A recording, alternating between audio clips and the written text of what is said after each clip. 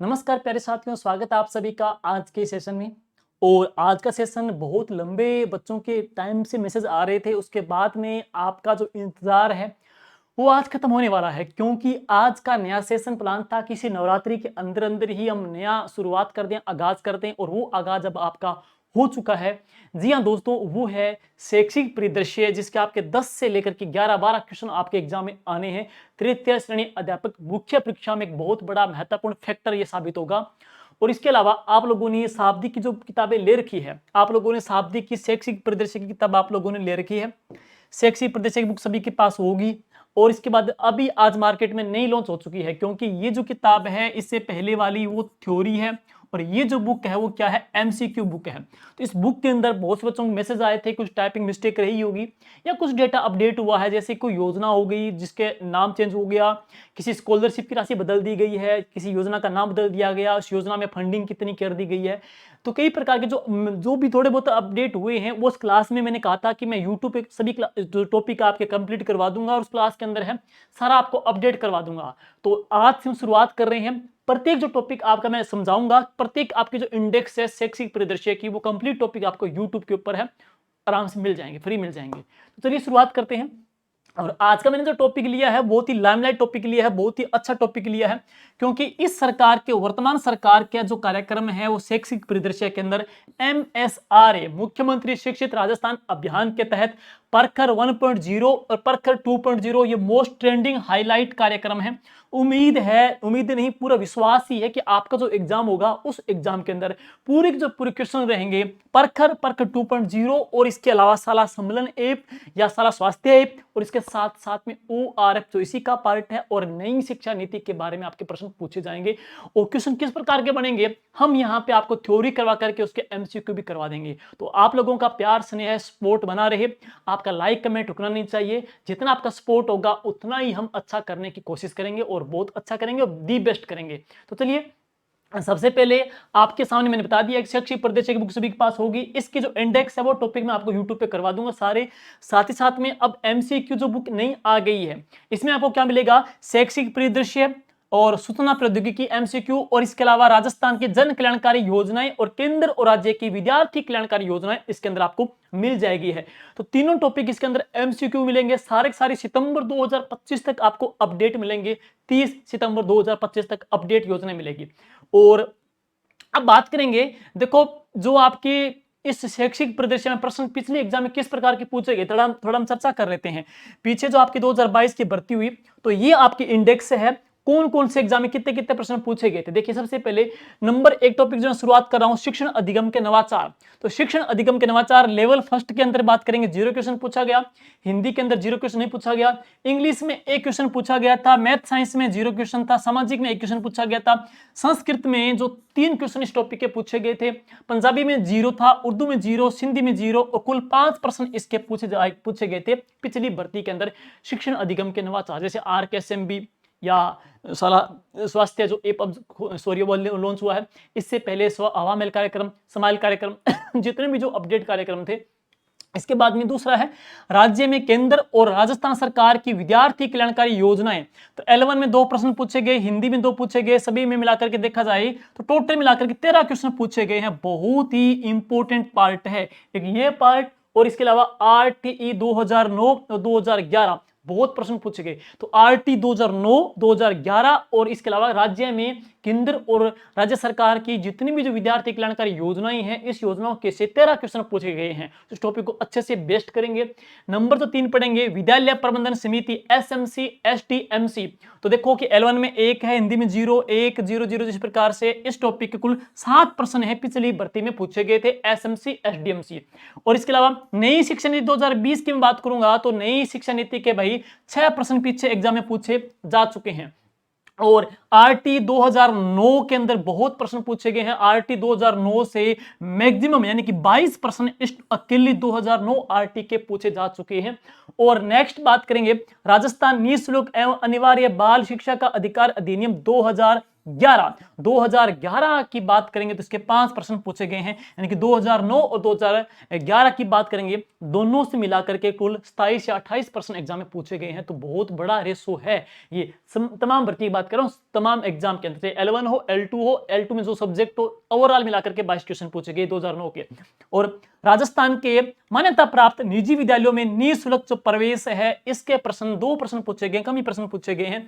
और इसके अलावा बात करेंगे जो अन्य प्रश्न जो आपके इसके बारे में, को डाइट के बारे में पूछ लिया या IASC के बारे में पूछ लिया, जितने भी जो कार्यक्रम हैं, जो योजना वगैरह और इससे जुड़ी हुई है, तो उसके मिलाकर के 6 प्रश्न पूछे गए हैं। टोटल मिलाकर के L1 और L2 में सब्जेक्ट को मिलाकर के देखा जाए तो 66 क्वेश्चन है इस सब्जेक्ट के पूछे गए हैं। और ये बहुत ही इंपॉर्टेंट सब्जेक्ट है। क्यों इंपॉर्टेंट है? क्योंकि इस टॉपिक के प्रश्न हैं, आज मैंने करा रहा हूं, कल योजना नई अपडेट हो जाए तो उस योजना में प्रश्न कैसे बन सकते हैं, वर्तमान में अपडेट क्या है, उन योजनाओं की ये मद क्या है, योजनाओं में किस प्रकार से प्रावधान है, उनको लागू किस प्रकार से किया जा रहा है, सारी जानकारी आपको इस क्लास के माध्यम से मिल जाएगी। सभी के पास शाब्दिक शैक्षिक परिदृश्य की बुक होगी, वो बुक्स ही हम यहाँ पे अपडेट करके आपको करवा देंगे। तो अब इसके बाद में देखो, ये इंडेक्स है आपको, जैसे मैंने बताया कि शिक्षण अधिगम के नवाचार, तो इसके 5 प्रश्न पूछे जा चुके हैं। तो शिक्षण अधिगम के नवाचार, तो पहले मैं स्टार्ट करूंगा तो पहले मेरी 3 क्लासें रहेगी शिक्षण अधिगम के नवाचार की। जैसे आज क्लास में पहले ले रहा हूं, फिर दूसरी, फिर तीसरी, 3 क्लासों में कंप्लीट टॉपिक करवा दूंगा।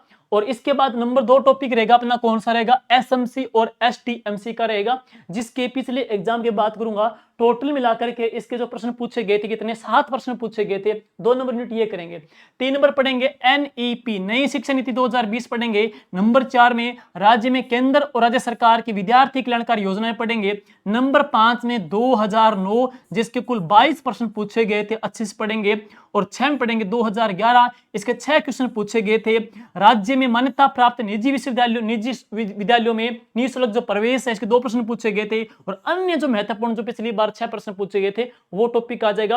और साथ साथ में पिछले जितने जो पेपर हुए हैं, वो PYQ पढ़ेंगे, वो मैं आपको यहाँ पे करवा दूंगा। तो ये आपके इंडेक्स है, शैक्षिक परिदृश्य है, आपके पास बुक्स है, पढ़ी होगी आपने। अब यहाँ पे क्लास के माध्यम से हम पढ़ेंगे, उसमें अच्छे से किस प्रकार से पढ़ना है, उन योजनाओं का मेन उद्देश्य क्या है, शुरुआत किस प्रकार से हुई, अप्लाई किस प्रकार से हुई, और उसके बारे में जो भी वर्तमान में जो अपडेट हुआ है, नाम चेंज हुआ है, राशि चेंज हुई है, वो हम सारी इस क्लास के माध्यम से पढ़ेंगे। और इसके बाद में थोड़ा सर्वे और डाल लेते हैं, यानी कि 3rd ग्रेड एग्जाम 2022 में प्रश्न जो पूछे गए थे, तो में से RTE और शैक्षिक परिदृश्य की बात करेंगे तो L1 के अंदर है 10 क्वेश्चन, यानी कि प्रत्येक एग्जाम के अंदर 10 क्वेश्चन है। हिंदी की L2 में बात करेंगे पढ़ेंगे तो यहाँ पे 8 क्वेश्चन है, संस्कृत में 6 क्वेश्चन, SST में 7 क्वेश्चन, हिंदी में 9 क्वेश्चन, इसी प्रकार से इंग्लिश में 8 क्वेश्चन, पंजाबी में 6 क्वेश्चन, उर्दू में 8, यानी कि प्रत्येक एग्जाम की बात करूंगा तो प्रत्येक एग्जाम में 8 से लेकर के 10 प्रश्न इस टॉपिक के, इस सब्जेक्ट के पूछे जा चुके हैं, वो है RT और शैक्षिक परिदृश्य के। तो पहले ये टॉपिक शुरू करेंगे और उम्मीद है आप लोगों की ओर से ढेर सारा मान सम्मान, प्यार, स्नेह और आप लोगों का आशीर्वाद इस प्रकार बना रहेगा। लाइक शेयर कमेंट रुकना नहीं चाहिए। ये पहली क्लास कैसी लगी आपको जरूर बताना। तो चलिए शुरुआत करते हैं आज का ये सेशन। सबसे पहले वर्तमान परिप्रेक्ष्य की बात करूंगा, तो वर्तमान परिप्रेक्ष्य के संदर्भ में जो योजना चलाई गई है, तो वो नए कार्यक्रम में पढ़ने जा रहा हूं। सबसे पहले हम पढ़ेंगे कौन सा, तो यहां पे पढ़ेंगे परखर राजस्थान। परखर राजस्थान की जो थीम है वो क्या है, रीड टू लीड। पूछ सकते हैं परखर राजस्थान कौन सी थीम के ऊपर काम करता है, तो रीड टू लीड। तो थीम पूछे कौन सी है, रीड टू लीड थीम के ऊपर काम करेगा परखर राजस्थान। और इसकी शुरुआत कब हुई, तो परखर राजस्थान की शुरुआत दोस्तों कब हुई, तो इसकी शुरुआत हुई थी 9 सितंबर 2024 से। तो यह 9 सितंबर 2024 से शुरुआत किया गया। कहां से, कनवाड़ी गांव के राजकीय उच्च माध्यमिक विद्यालय झालावाड़ से माननीय शिक्षा मंत्री श्री मदन जी दिलावर के द्वारा इसकी शुरुआत की गई है। कनवाड़ी राजकीय उच्च माध्यमिक विद्यालय झालावाड़ से 9 सितंबर 2024 को इसकी शुरुआत हुई। और यह 9 सितंबर 2024 से लेकर के 2 अक्टूबर 2024 तक इसका आयोजन किया गया। अब बात करेंगे इसका संचालन किसके माध्यम से होता है, तो इसका संचालन शिक्षा विभाग तथा यूनिसेफ के सहयोग से। तो इसका संचालन किसके सहयोग से किया जा रहा है, एक तो एजुकेशन डिपार्टमेंट आ जाएगा, प्लस भागीदारी जो पढ़ेंगे वह किसकी आ जाएगी, यूनिसेफ के सहयोग से यह शुरू किया जा रहा है। इसका उद्देश्य पूछ सकते हैं कौन सी क्लास के लिए, कक्षा 1 से लेकर 5 तक, 3 से लेकर 5 तक, 1 से लेकर 8 तक या 6 से लेकर 10 तक। तो कौन सी क्लास वाइज के लिए है, तो क्लास 1 से लेकर के क्लास 8 तक के स्टूडेंट के लिए। तो कक्षा 1 से लेकर के 8 तक के विद्यार्थियों में लिखने का कौशल है, स्पीकिंग का है, रीडिंग का, राइटिंग का, कौन से स्किल पे काम करता है पूछेगा तो रीड टू लीड यानी कि पठन कौशल के ऊपर काम करता है। तो इसका मुख्य उद्देश्य क्या है, बच्चों की रीडिंग जो स्किल है उसको डेवलप करना, उसको विकसित करना। इसका अध्याय जो व्याख्या पढ़ेंगे वो रीड टू लीड। तो परखर मेन बात क्या है, रीडिंग यानी पठन कौशल का बच्चे में इंप्रूवमेंट करना, विकास करना। कौन सी क्लास सेक्टर के लिए, तो क्लास 1 से लेकर के 8 तक के लिए यह काम करेगा। और इस अभियान के तहत 65,000 स्कूलों में करीब 80 लाख विद्यार्थियों की किताबों की रीडिंग करवाई गई, जिससे बच्चों में आत्मविश्वास बढ़ा है। तो यह कार्यक्रम 9 सितंबर 2024 से लेकर के कब तक, तो यहां पढ़ेंगे 2 अक्टूबर 2024 तक। थीम पढ़ेंगे read to lead, class sector कौन सा, कक्षा 1 से लेकर के 8 तक किस पे काम करेगा, तो यह पठन कौशल पे डेवलप करेगा। और इसकी शुरुआत कहां से हुई है, राजकीय उच्च माध्यमिक विद्यालय कनवाड़ी झालावाड़ से शिक्षा मंत्री के सहयोग से द्वारा। और किसके सहयोग से संचालित है, एक तो एजुकेशन विभाग प्लस कौन सा, यूनिसेफ। तो शिक्षा विभाग और यूनिसेफ के सहयोग से यह संचालित है। नेक्स्ट देखेंगे तो इसका मुख्य उद्देश्य क्या है, यहाँ की गतिविधियों की बात करेंगे। गतिविधियों का मुख्य जो उद्देश्य है वो क्या है, एक तो क्या बच्चे के पठन कौशल की प्रवाहशीलता यानी कि फ्लुएंसी, बच्चे की पढ़ने की जो धारा प्रवाह है को विकसित करना। बच्चा धारा प्रवाह तौर पे बच्चा अच्छी प्रकार से बच्चे को रीडिंग कर सके, लीड कर सके। साथ साथ में है पठन की समझ विकसित करना यानी कॉम्प्रीहेंशन। एक तो क्या फ्लुएंसी, एक पढ़ेंगे कॉम्प्रीहेंशन यानी कि एक पठन कौशल की प्रभावशीलता को बढ़ाना, साथ साथ में क्या है बच्चे को पढ़ने की समझ बच्चे में है विकसित करना। और परखर के फुल फॉर्म पूछे, आपसे पूछेगी परखर की फुल फॉर्म क्या है, देख लीजिए परखर की फुल फॉर्म आपसे पूछा जाएगा। तो यानी कि पी बोले तो प्रोफिशिएंसी और इन reading and numeracy, proficiency in reading and numeracy with knowledge and holistic advancement in Rajasthan. वापिस सुन लीजिएगा, परखर के फुल फॉर्म पूछ सकते हैं। पी बोले तो proficiency in reading and numeracy with knowledge and holistic advancement in Rajasthan, ये परखर की फुल फॉर्म है। और इसके बाद चलते आगे, मुख्यमंत्री शिक्षित राजस्थान अभियान MSRA यानी कि राज्य के सरकारी स्कूलों में पढ़ने वाले स्टूडेंट की योग्यता को जांचने के लिए होने वाली परीक्षा का जो नाम है राजस्थान सरकार ने बदल दिया है। अब इस परीक्षा का नाम क्या कर दिया है, पहले क्या था RKSMB यानी कि राजस्थान में शिक्षा के बढ़ते कदम था। पहले नाम क्या था, राजस्थान के शिक्षा में बढ़ते कदम था। अब इसका नाम बदल करके क्या कर दिया है, MSRA इनके मुख्यमंत्री शिक्षित राजस्थान अभियान। तो RKSMB का नाम क्या कर दिया है, MSRA मुख्यमंत्री शिक्षित राजस्थान अभियान कर दिया है। और शिक्षा विभाग परीक्षा के पंजीयक ने इस नए नाम के साथ है दिशा निर्देश भी अब जारी करती है, यानी कि इसका नाम बदल दिया गया। पहले क्या नाम था, RKSMB के था, अब क्या हो गया MSRA। मैं पहले बात करूंगा RKSMB के क्या था, कौन सी क्लास सेक्टर के लिए था और ये कब शुरुआत हुई थी और कौन से शिक्षा सत्र में इसकी शुरुआत की गई, वापिस सुनिएगा। तो सबसे पहले बात करूंगा RKSMB के यानी कि राजस्थान के शिक्षा में बढ़ते कदम। तो इसकी घोषणा पूछ ले आपसे, इसकी घोषणा आपसे पूछा जाए RKSMB की जो घोषणा मुख्यमंत्री जी के द्वारा कब की गई थी, 11 जुलाई 2022 को। लेकिन हम कह सकते हैं इसको लॉन्च किया गया, यानी कि इसको लॉन्च किया गया तो ये प्रश्न पूछा जा चुका है, यानी कि इसको लॉन्च किया गया। तो बच्चे बार बार प्रश्न भी करते हैं कि ये अलग अलग डेट किस प्रकार से है, यानी कि लॉन्च कब किया गया, 5 सितंबर 2022 को शिक्षक दिवस के उपलक्ष्य में।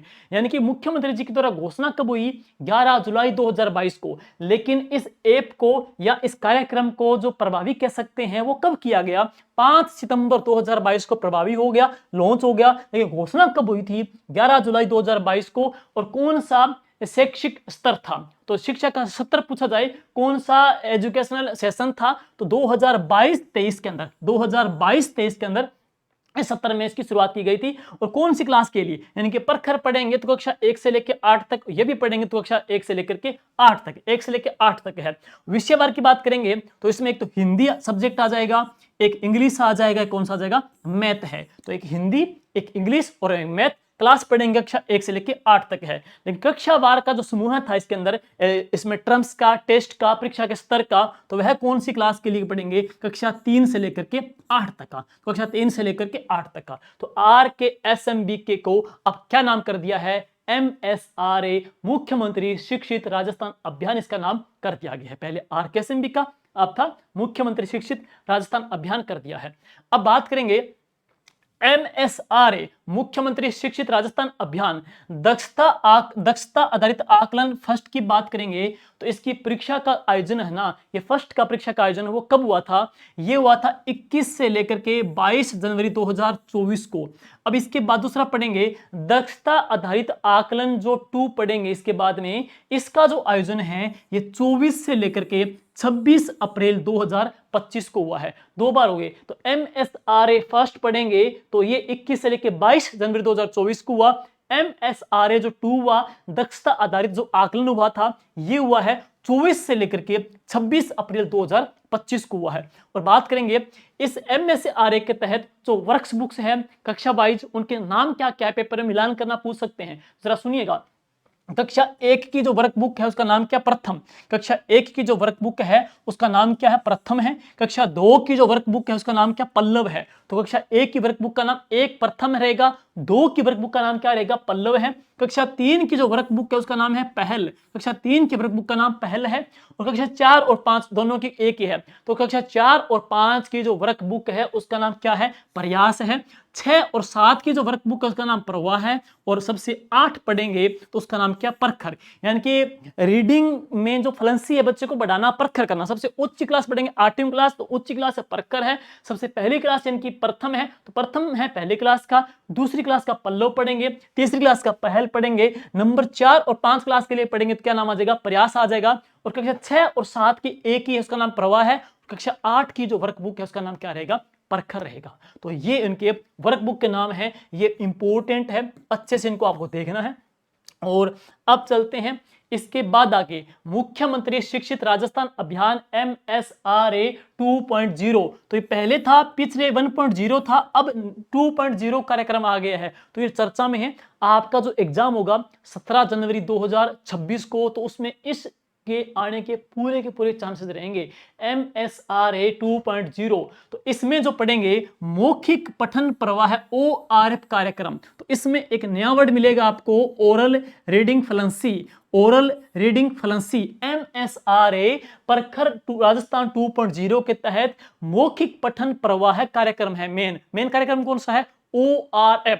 ORF की फुल फॉर्म पूछा जाए तो क्या है? मौखिक पठन प्रवाह, ओरल रीडिंग फ्लुएंसी कार्यक्रम है परखर 2.0 के तहत।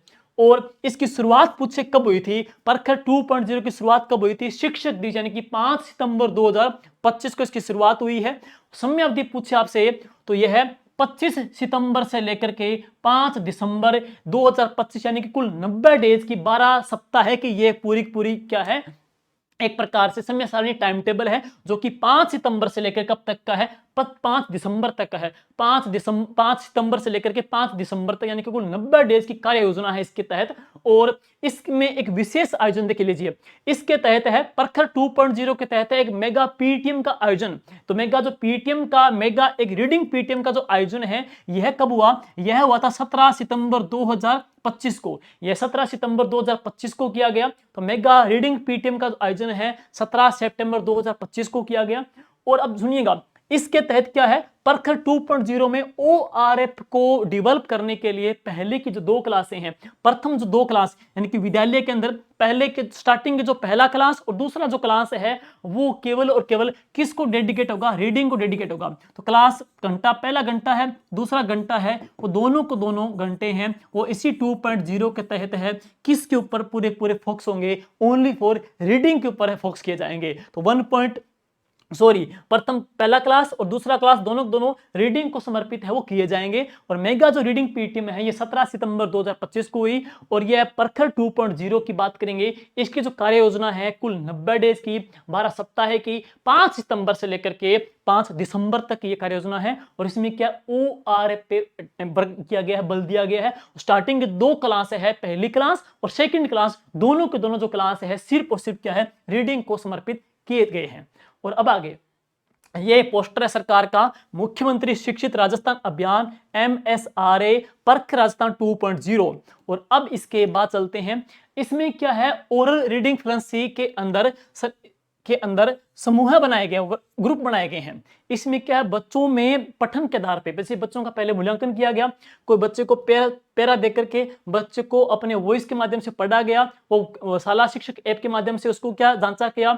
जांचने के बाद में बच्चे का जो प्राप्तांक आए हैं, बच्चे का जो स्तर है, उस स्तर के आधार पे ग्रुप बनाए गए हैं। उस ग्रुप को C1 से लेकर के C4 तक ग्रुप बनाए हैं। C1 है, C2 है, C3 है, C4, ऐसे 4 ग्रुप बनाए हैं। C1, C2, C3, C4, यानी कि बच्चे के पढ़ने के आधार पे, जैसे कोई बच्चा कम पढ़ पाता है, थोड़ा अच्छा पढ़ पाता है, उस प्रकार से हम आगे पढ़ेंगे प्रत्येक के बारे में। जैसे कि 4 प्रकार के समूह बनाए गए हैं, उनको नाम भी दिए गए हैं। सबसे पहले C1 है ना, C1 जो ग्रुप बना है, इस C1 के ग्रुप का जो नाम है वो क्या नाम दिया गया, बीज नाम दिया गया है। C1 जो ग्रुप है, यानी कि 4 प्रकार बच्चे के कुल 4 प्रकार के समूह बनाए गए हैं। C1 है, उसको क्या नाम दिया है, बीज नाम दिया है। और इसमें कौन से बच्चे शामिल हुए, वो बच्चे शामिल हुए जो कि अक्षर या मात्रा पहचान में कठिनाई वाले हैं। जैसे कोई मात्रा काका लिखा है तो वो काका ना पढ़ पा रहा हो, काकी पढ़ पा रहा हो, या का पढ़ने में उसको दिक्कत आ रही हो। जैसे कमल है तो कमल पढ़ना है तो कमल पढ़ने में दिक्कत आ रही है। या फिर कोमल नाम है तो जैसे कोमल वर्ड पढ़ना है तो कोमल को बच्चा कमल पढ़ रहा है, मात्रा में वो मतलब नहीं पढ़ पा रहा, मात्रा में उसको दिक्कत आ रही है। तो इस प्रकार के बच्चे जो अक्षर या मात्रा को पहचानने में उनकी समस्या आ रही है, तो उन बच्चों को C1 ग्रुप में रखा गया है। और उनको नाम क्या दिया गया है, उसको नाम दिया बीज नाम दिया गया है। तो उसको क्या नाम दिया गया, बीज नाम दिया गया है। तो बीज में उन बच्चों को रखा गया है जो मात्रा या शब्द पढ़ने में उनको प्रॉब्लम फेस हो रही है। नंबर 2, दूसरा जो ग्रुप है, दूसरा समूह है, उसको अंकुरण नाम दिया गया है, C2। तो C2 क्या नाम दिया है, अंकुरण नाम दिया गया है। इसमें क्या है, शब्द को पढ़ने में कठिनाई वाले विद्यार्थी, जैसे कोई शब्द आगे समस्या, जैसे यहां शब्द लिखा है समस्या, तो बच्चा समस्या शब्द है, इसको पढ़ नहीं पा रहा, उसके पढ़ने में दिक्कत आ रही है। समस्या शब्द को पूरा पढ़ने में उसको प्रॉब्लम फेस हो रही है। तो इस प्रकार के बच्चे जो शब्द पढ़ने में कठिनाई वाले विद्यार्थी हैं, उनको C2 ग्रुप में रखा गया है। C2 का जो नाम है वो क्या है, अंकुरण। तो अंकुरण रखा गया है C2 को। नंबर 3 है पुष्पन। तो C3 है, C3 को क्या नाम दिया है, पुष्पन नाम दिया गया है। इसमें क्या है, वाक्य या सरल वाक्य अटक अटक कर पढ़ने वाले विद्यार्थी को सिंपल सा वाक्य है। जैसे कि बात करेंगे, सड़क शब्द लिखा गया है, सड़क है, तो बच्चा सिंपल सा वाक्य है, मतलब अटक अटक के बच्चा सेंटेंस को जोड़ने में जिसको दिक्कत आ रही है। तो इस प्रकार के बच्चे जो अटक अटक पढ़कर अटक अटक करके पढ़ने में दिक्कत आ रही है, पढ़ रहे हैं, उन बच्चों को C3 यानी कि पुष्पन समूह में रखा गया है। नंबर जो 4 जो ग्रुप पढ़ेंगे, समूह पढ़ेंगे, उसको नाम दिया फलन नाम दिया है, फलन। नंबर 4 को फलन नाम दिया, C4 को। इसमें क्या है, सरल जो पाठ है या कहानियां वो बहुत अच्छी गति से पढ़ रहे हैं, लेकिन उनमें क्या भी कॉन्फिडेंस की कमी आ रही है। जैसे कि कोई शब्द है, जैसे कि शेर और शेर की कोई कहानी है, या शेर सूअर की लड़ाई आ जाएगी, या कोई भी कहानी बच्चा अच्छे से पढ़ पा रहा है, लेकिन पढ़ने में उसमें क्या हाव भाव की दिक्कत आ रही है, कॉन्फिडेंस बच्चे को नहीं आ रहा। तो उनको धारा प्रवाह तो पढ़ रहे हैं, लेकिन उसमें क्या कॉन्फिडेंस की कमी आ रही है, हाव भाव की कमी आ रही है। तो उन बच्चों को C4 यानी कि फलन उनको नाम दिया गया है। यानी इसमें सरल पाठ, कहानियां, धारा प्रवाह पढ़ने वाले विद्यार्थी आ जाएंगे, उनमें क्या है, हाव भाव की कमी रहती है। तो इस प्रकार से ORF के तहत है बच्चे का मूल्यांकन किया गया। बच्चे का मूल्यांकन किया गया, एप पूछ सकते हैं, देख लीजिए। पहले जो एप थी वह कौन सी थी, RKSMB के एप थी, RKSMB के एप थी। इसका नाम बदल करके अब क्या कर दिया है, शाला शिक्षक ऐप। तो शाला शिक्षक जो ऐप है, इस ऐप के माध्यम से बच्चा अपनी वॉइस के माध्यम से कोई पैसेज पढ़ता है, वो ऐप उसके बच्चे के वॉइस कवर करेगा, कैच करेगा, और कुछ टाइम के बाद बच्चे का वो रिजल्ट जारी किया। रिजल्ट के आधार पर बच्चे के 4 ग्रुप बनाए, C1, C2, C3, C4। C1 को क्या नाम दिया गया है, बीज नाम दिया है। C2 को अंकुरण नाम दिया है। C3 को पुष्पन नाम दिया गया है। और C4 को क्या नाम दिया, फलन नाम दिया गया है। और बच्चे का जो लेवल है पढ़ने में, उस प्रकार से सेंटेंस के आधार पे उनको नाम रखे गए हैं। अक्षर वाले, पढ़ने में कठिनाई वाले, सरल वाक्य को अटक अटक पढ़ने वाले, या हाव भाव में कमी वाले हैं। तो ये इस प्रकार से बच्चे के ग्रुप बनाए गए हैं। ध्यान से देख लीजिए, ये ORF का जो ग्रुप है, ये कौन सी क्लास के लिए पूछ सकते हैं। तो ये क्लास 3 और 5 और 6 और 8 के लिए। तो क्लास 3, 4 और 5 और 6 और 8 के लिए, 6, 7, 8 के लिए, 6, 7, 8 के लिए। यानी कि जो प्राइमरी स्कूल है ना, प्राइमरी स्कूल, उसमें पहली दूसरी क्लास इसमें शामिल नहीं है। प्राइमरी स्कूल में पहली दूसरी शामिल नहीं है, ओनली तीसरी क्लास, चौथी क्लास, 5वीं शामिल है। जो मिडिल स्कूल है, उनमें क्या है, छठी, सातवीं, आठवीं शामिल है, 9वीं 10वीं शामिल नहीं है। तो इसमें 3 4 5 6 7 8 ORF है, तीसरी, चौथी, पांचवी, छठी, सातवीं, आठवीं क्लास के लिए ही है, ध्यान रखना इस चीज को। और अब इसके बाद में बात करेंगे समूह गठन।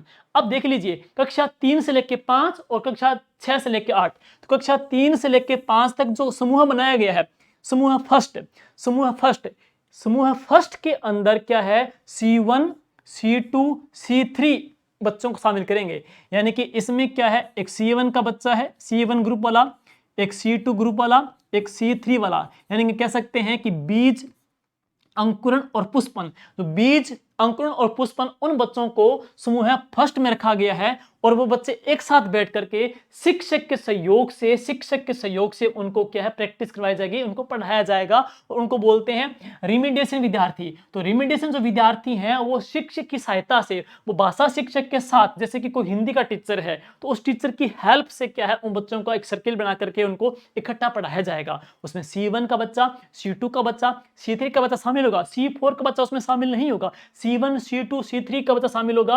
वो भाषा शिक्षक की हेल्प से उनको पढ़ाया जाएगा, उनको एक्टिविटी करवाई जाएगी, जैसे कि पूरा 90 डेज की कार्य एक्टिविटी है वो करवाई जाएगी। कोई कमल वर्ड पढ़ा दिया, कभी कोई आ मात्रा का है, कभी ई मात्रा का, कभी ओ मात्रा का, इस प्रकार से हर वीक टू वीक उसको टास्क मिलते रहेंगे। तो बच्चा उस आधार पे बच्चे को वो पढ़ाया जाएगा। 90 दिन के अंदर है बच्चा इतना काबिल हो जाएगा कि बिना किसी को रुकावट के, बड़े हाव भाव से, अच्छे हाव भाव के साथ बच्चा पढ़ने में अच्छा और महसूस कर सकेगा। तो यहां पे पढ़ेंगे समूह फर्स्ट में C1 C2 C3 बच्चों को शामिल करेंगे और वो भाषा शिक्षक के सहयोग से पढ़ेंगे। लेकिन जो समूह 2 है उसमें ओनली फॉर, समूह 2 के अंदर ओनली फॉर C4 के बच्चे, यानी कि जो फलन वाले बच्चे हैं वो ही शामिल होंगे। लेकिन उनको बोलते हैं नॉन रेमेडिएशन विद्यार्थी, और वो भाषा शिक्षक के साथ नहीं, वो पुस्तकालय की जो पुस्तकें हैं, यानी कि लाइब्रेरी की जो किताबें हैं, उन किताबों के सहयोग से बच्चा अच्छे से पढ़ सकेगा। उसमें हाव भाव की जो कमी थी वो भी उसमें दूर हो जाएगी। तो C4 वाले समूह फर्स्ट के अंदर आ जाएंगे, C1 C2 C3 वाले हैं वो समूह फर्स्ट के अंदर आ जाएंगे, C4 वाले समूह 2 के अंदर आ जाएंगे। इसी प्रकार से 6 से लेकर 8 तक पढ़ेंगे, वो सेम बातें आ जाएगी। C1 C2 C3 वाले वो रेमेडिएशन विद्यार्थी, वो भाषा शिक्षक के सहयोग से पढ़ेंगे। लेकिन C4 वाले, समूह 2 वाले हैं वो नॉन रेमेडिएशन विद्यार्थी, वो पुस्तकालय के सहयोग से, पुस्तकों के सहयोग से बच्चे पढ़ेंगे। तो इस प्रकार से C1 से लेकर C4 तक 4 समूह बंटे गए थे। अब उनके ऊपर जो काम करना है, उनको पढ़ाना है। स्टार्टिंग के 2 क्लास है, इनके ऊपर जो काम किया जाएगा, तो पहली क्लास और दूसरी स्कूल के स्टार्टिंग के जो 2 क्लास 2 पीरियड है ना, उन बच्चों के लिए दिए जाएंगे, उन बच्चों को पढ़ाया जाएगा। C1 C2 C3 बच्चों को इकट्ठा सर्किल बना के पढ़ा देंगे। C4 जो बच्चा है वो अलग इस समूह के अंदर आ जाएगा। ध्यान रखना इन चीज को। अब चलेंगे नेक्स्ट, इसके बाद में अन्य जो और क्या विभाग के दिशा निर्देश हैं, जरा सुनिएगा। तो रिमेडिएशन जो विद्यार्थी हैं, यानी कि C1 C2 C3 वाले बच्चे हैं, वो एक साथ बिठाना है, उनको एक घेरे में बिठाना है। C4 वाला अलग बैठेगा, C1 C2 C3 वाले एक ही घेरे में एक साथ बैठेंगे और भाषा शिक्षक के सहयोग से उनको गाइड किया जाएगा, पढ़ाया जाएगा। लेकिन जो नॉन रेमेडिएशन विद्यार्थी यानी कि C4 वाले बच्चे, जो फलन वाले बच्चे हैं ना, वो लाइब्रेरी की जो किताबें हैं उनके सहयोग से वो प्रैक्टिस करेंगे। ध्यान रखना इन चीज के बारे में। बाकी C1 C2 C3 कार्ड के सहयोग से, ब्लैक बोर्ड के माध्यम से, चार्ट के माध्यम से उनको प्रैक्टिस करवाई जाएगी। अब है साप्ताहिक पाठ योजना, यानी कि 12 सप्ताह में, यानी कि कुल 90 डेज के अंदर है ये साप्ताहिक पाठ योजना, जो कि शाला शिक्षक जो ऐप है उसके ऊपर डाली गई है। उस पे क्या पूरे 90 डेज की एक्टिविटी है जो बच्चे को करवानी है, टीचर को करवानी है। जो टीचर बच्चों को करवाएगा, पूरी जो टाइम टेबल इसमें डाला गया है पूरा 12 वीक का है। और प्रार्थना सभा की जो गतिविधियां, अब आपसे पूछा जाएगा प्रार्थना सभा की जो गतिविधियां हैं, प्रार्थना सभा में कुछ बोलना है बच्चे में, ORF के कौशल को डेवलप करने के लिए, रीडिंग को स्किल को डेवलप करने के लिए प्रार्थना सभा की जो गतिविधियां हैं वो कौन से समूह के लिए, तो सभी के लिए है। प्रार्थना सभा की जो गतिविधियां हैं ये C1 से लेकर के C4 सभी स्टूडेंट के लिए अप्लाई होगी, लागू होगी। और नेक्स्ट है कहानी वाचन। तो इसमें क्या है, बच्चे को कविता का वाचन करवाया जाएगा। रीड अलाउड 70, यानी कि इसके माध्यम से विद्यार्थियों में कॉन्फिडेंस को बढ़ाने के लिए रीड अलाउड 70 का भी आयोजन इसमें किया जाएगा। और नेक्स्ट इसके बाद चलते हैं आगे, प्रखर कार्यक्रम में वर्ग और समूहकरण की और क्या प्रोसेस है, जरा सुनिएगा। विद्यार्थी जिन्हें अक्षरों या मात्राओं को पहचानने में कठिनाई होती है वो वर्ग, यानी कि C1 के स्टूडेंट, जिनको क्या नाम दिया, बीज नाम दिया गया है। इसी प्रकार शब्द पढ़ने में जिनको कठिनाई होती है उनको C2 यानी कि अंकुरण नाम दिया गया है। इसके बाद में वाक्यों को, सरल वाक्य को जो अटक अटक कर पढ़कर बोलते हैं उनको पुष्पन यानी कि C3 नाम दिया गया है। सरल पाठ या कहानी को धारा प्रवाह पढ़ सकते हैं और समझकर पढ़ते हैं उनको C4 यानी कि फलन नाम दिया गया है। तो इस प्रकार से 4 नाम हैं, जरा सुन लीजिएगा।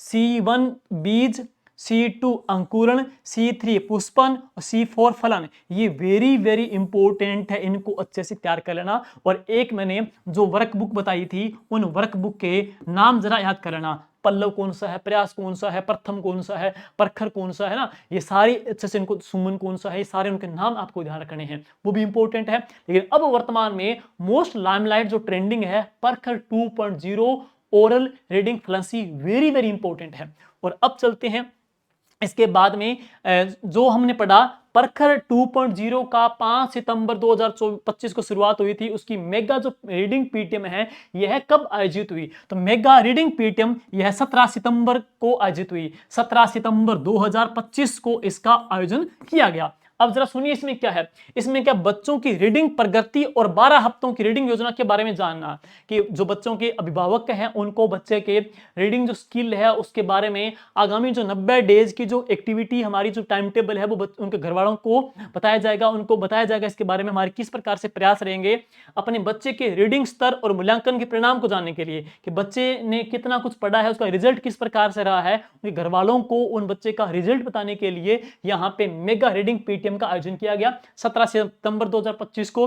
और समझिए कि 12 सप्ताह का रीडिंग जो प्लान है, रेमेडिएशन प्रोग्राम आपके बच्चे की किस प्रकार से मदद करेगा, और इसके साथ साथ में घर पर पढ़ाई को मजबूत बनाने के आसान तरीके भी समझाएंगे।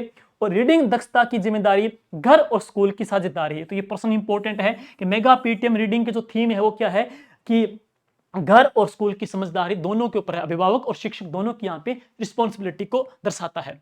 और नेक्स्ट देखेंगे बच्चों में पठन कौशल के विकास को मिलेंगे नए आयाम परख राजस्थान 2.0। तो इसमें क्या है, बच्चे को मौखिक भाषा, डिकोडिंग, समझ के साथ पढ़ने और लिखने पर विशेष ध्यान देना, बहुकक्षा और बहुस्तरीय गतिविधियां इसमें आयोजन करवाना, अभिभावक शिक्षक बैठक, ग्राम सभा, पंचायत बैठकों के माध्यम से समुदाय की सहभागिता को दर्शाना, बच्चों में रीडिंग की आदत को डेवलप करना, कक्षा 3 से लेकर 8 तक के लिए रीडिंग रेमेडिएशन पैकेज और शिक्षक ऐप के माध्यम से अभियान का डिजिटल प्रबंधन करना, और अभियान के बाद AI आधारित ORF का मूल्यांकन करना। और इसके बाद में है राष्ट्रीय शिक्षा नीति 2020 में देखो NEP 2020 के क्रियान्वयन में राजस्थान को अग्रणी राज्य बनाने और विद्यार्थियों के सर्वांगीण विकास के लिए चल रहा मुख्यमंत्री शिक्षित राजस्थान अभियान है।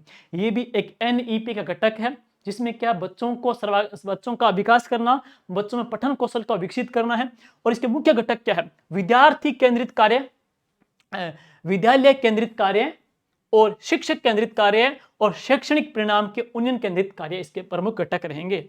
और आगे चलेंगे, राष्ट्रीय शिक्षा नीति 2020 के क्रियान्वयन में राजस्थान को अग्रणी राज्य बनाने के लिए मुख्यमंत्री शिक्षित राजस्थान अभियान चलाया जा रहा है, जो मैंने पीछे पढ़ लिया कब चलाया गया, कितने डेज की इसकी टाइम टेबल है। और इस अभियान के तहत 4 घटक शामिल हैं जो कि विद्यार्थी केंद्रित, पूछ सकते हैं इसमें कितने घटक शामिल है, 4 घटक शामिल है। एक तो विद्यार्थी केंद्रित यानी कि चाइल्ड सेंट्रल्ड, एक विद्यालय केंद्रित, एक शिक्षक केंद्रित, और एक हम पढ़ेंगे इसमें साथ साथ में शैक्षणिक परिणाम के उन्नयन केंद्र कार्य। 4 घटक इसमें शामिल है। विभिन्न गतिविधियों के माध्यम से इस अभियान के तहत प्रदेश की शैक्षिक व्यवस्था लगातार विकास की ओर अग्रसर है। और इसके बाद है वर्तमान भारतीय जनता पार्टी सरकार के महत्वपूर्ण कार्यकाल में जो नवाचार शिक्षा के क्षेत्र में हुए हैं वो 4 मेन फोकस बिंदु जरा सुन लीजिए, इंपॉर्टेंट है। सबसे पहले हम देखेंगे तो इसमें इस सरकार के कार्यक्रम में क्या है, एक तो MSRA मुख्यमंत्री शिक्षित राजस्थान अभियान आ जाएगा, एक आ जाएगा प्रखर, एक प्रखर आ जाएगा, एक NEP 2020, एक शाला स्वास्थ्य परीक्षण जिसके माध्यम से 70 क्वेश्चन होते हैं, बच्चे के हेल्थ का टेस्ट किया जाता है, वो हम आगे पढ़ेंगे उसके बारे में भी।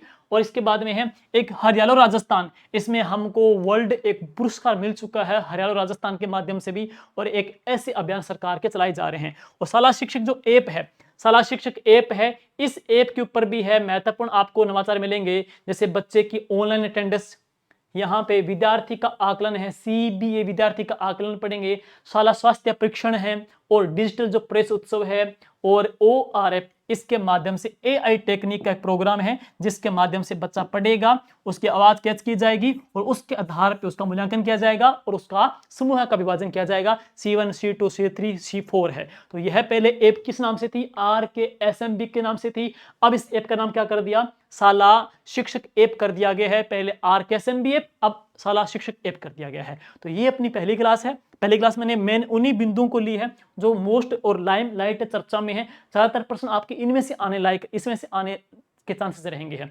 आगे अपने जो मैंने टाइम टेबल बताया था उसी प्रकार से मैं क्लास लेते रहूंगा। 3 क्लासों में शिक्षण अधिगम के नवाचार आपको मैं कंप्लीट करवा दूंगा। फिर इसके बाद में SMC STMC, फिर इसके बाद में हम पढ़ेंगे NEP और इसके बाद में RT 2009-2011 विद्यार्थी कल्याणकारी योजनाएं और इसके साथ साथ में कुछ अन्य महत्वपूर्ण पहलू पढ़ेंगे। तो उम्मीद करेंगे ये क्लास आपकी आगामी एग्जाम के लिए। दोस्तों अब टोटल मिला करके आपको 108 दिन बच रहे हैं। तो आपका जो एग्जाम है वो है 17 से लेकर के 21 जनवरी 2026 को, और आज जो तारीख हो गई है उसे देखा जाए तो टोटल 108 दिन बच रहे हैं। अभी अच्छे दिन पड़े हैं, अभी भी आप अच्छे तरीके से अपनी तैयारी को मजबूत कर सकते हो। आगामी जो आपका लक्ष्य है शिक्षक बनने के, उसके सपने को साकार कर सकते हो। नवरात्रों के अंदर एक नई पहल है और नई ऊर्जा के साथ में अच्छे तरीके से अपने भविष्य को लिखना है और आगे बढ़ना है। उम्मीद करेंगे ये क्लास आपके लिए बहुत ही किफायती और इंपॉर्टेंट साबित होगी। आपका रिव्यू जरूर दीजिएगा, क्लास कैसी लगी, कंटेंट कैसा लगा, और जो भी अपडेट आपको बुक में करना है इस क्लास के माध्यम से मैं आपको करवा दूंगा। Thank you. जय हिंद, जय भारत।